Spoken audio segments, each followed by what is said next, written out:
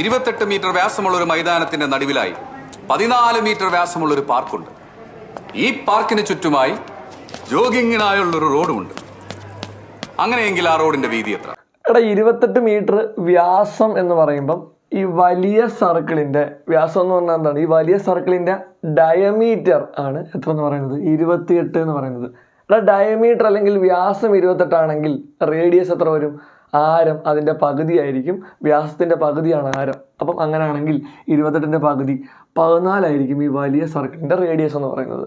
വലിയ സർക്കിളിൻ്റെ റേഡിയസ് ആണ് ഇത് ഇത്രയും.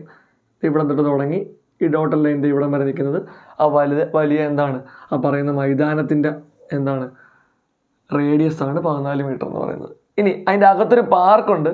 ആ പാർക്കിൻ്റെ വ്യാസം അതും 14 മീറ്റർ വ്യാസമാണ് പറയുന്നത്. എന്ന് വെച്ചാൽ ആ അകത്തുള്ള ചെറിയ സർക്കിളിൻ്റെ ഡയമീറ്റർ ആണ് എത്ര എന്ന് പറയുന്നത്? 14 എന്ന് പറഞ്ഞാൽ അവിടെയും ഡയമീറ്റർ ആണ്. അതിൻ്റെ പകുതി എടുത്താലാണ് നമുക്ക് റേഡിയസ് അല്ലെങ്കിൽ ആരം കിട്ടുന്നത്. അപ്പോൾ അതിൻ്റെ പകുതി എടുക്കുമ്പോൾ 14ൻ്റെ പകുതി ഇവിടെ എത്ര വരും? ആ ചെറിയ സർക്കിളിൻ്റെ റേഡിയസ് 7 എന്ന് വരും. ഓക്കെ, അങ്ങനെയാണെങ്കിൽ അവർ ചോദിച്ചിരിക്കുന്ന ഈ ചുറ്റിനും ജോഗിങ്ങിനായ ഒരു പാതയുണ്ട്. ആ പാതയുടെ എന്താണ് നീളം എത്ര എന്നാണ് ചോദ്യം. അല്ലെ ആ റോഡിൻ്റെ വീതി എത്രയാണെന്നാണ് ചോദ്യം. അപ്പോൾ അങ്ങനെയാണെങ്കിൽ ഇവിടുന്ന് ഇവിടം വരെ ടോട്ടൽ 14 ഇത് വരച്ചിട്ടുണ്ട്. ഇവിടെ ടോട്ടൽ 14.